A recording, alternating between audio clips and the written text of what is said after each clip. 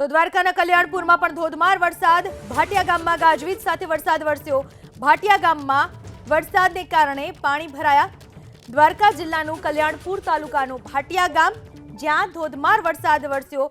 વરસાદ વરસતા પાણી ભરાયા। ભાટિયા ગામમાં ગાજવીજ સાથે વરસાદ વરસી રહ્યો છે। દ્રશ્યો મેં આપને બતાવી રહ્યા છીએ ભાટિયા ગામના, જ્યાં વરસાદી પાણી રસ્તાઓ પર ભરાયેલા જોવા મળી રહ્યા છે, જેના પરિણામે લોકોને આવન જાવનમાં હાલાકીનો સામનો કરવો પડી રહ્યો છે। વાહન ચાલકોને ભારે હાલાકીનો સામનો કરવો પડી રહ્યો છે। દ્વારકાના કલ્યાણપુરના ભાટિયા ગામના દ્રશ્યો છે, જ્યાં વરસાદ વરસતા રસ્તાઓ પર પાણી ભરાઈ ચૂક્યા છે। રસ્તાઓ પર પાણી ભરાતા વાહન વ્યવહારને અસર પહોંચી છે। ત્યાં સુધી કે આ બજાર વિસ્તારમાં પણ પાણી ભરાઈ ચૂક્યા છે। નીચેવાળા જે નીચાણવાળા વિસ્તારો છે ત્યાં દુકાનોમાં પણ પાણી ભરાયા છે।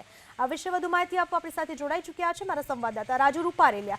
રાજુ, જિલ્લામાં કઈ કઈ જગ્યાએ કયા કયા વિસ્તારોમાં વધારે વરસાદ જોવા મળી રહ્યો છે? શું છે સમગ્ર જિલ્લાની પરિસ્થિતિ?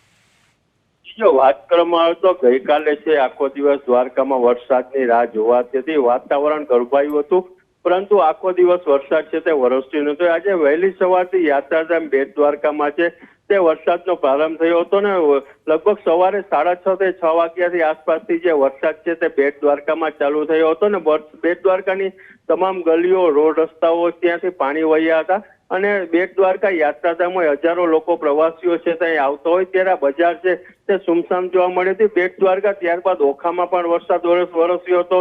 મીઠાપુર અને સુરજ કરાડી જે ગ્રામ્ય વિસ્તારો છે ત્યાં પણ આજ વહેલી સવારથી છે ધીમી ધારે વરસાદ વરસ્યો હતો। ત્યારે કલ્યાણપુર તાલુકાનું જે ભાટિયા ગામ છે ત્યાં જ વહેલી સવારે અચાનક સતત વરસાદ વરસતા તમામ રોડ રસ્તાઓ છે તે પાણી થયા છે। ભાટિયાની જે મુખ્ય બજારો છે ત્યાંથી વાહન ચાલકોને નીકળવું વસમું થઈ પડ્યું હતું ને ગોઠણડૂબ છે તે પાણી ભરાવાની સમસ્યા છે તે ઉદ્ભવી હતી। ત્યારે હાલ છે તે જિલ્લામાં વરસાદ છે તે થોડો કમી ગયો છે અને વરસાદી વાતાવરણ છે તે યાત્રાધામ દ્વારકામાં હાલ શરૂ થયું છે। જી, આભાર રાજુ આપનો તમામ માહિતી બદલ। તો સમગ્ર દ્વારકા જિલ્લામાં વરસાદી માહોલ છવાયેલો જોવા મળી રહ્યો છે। ખાસ કરીને બેટ દ્વારકા, ઓખા, કલ્યાણપુરનું ભાટિયા, આ તમામ જગ્યાએ વરસાદી માહોલ વરસતા પાણી ભરાવાની પણ શરૂઆત થઈ ગઈ।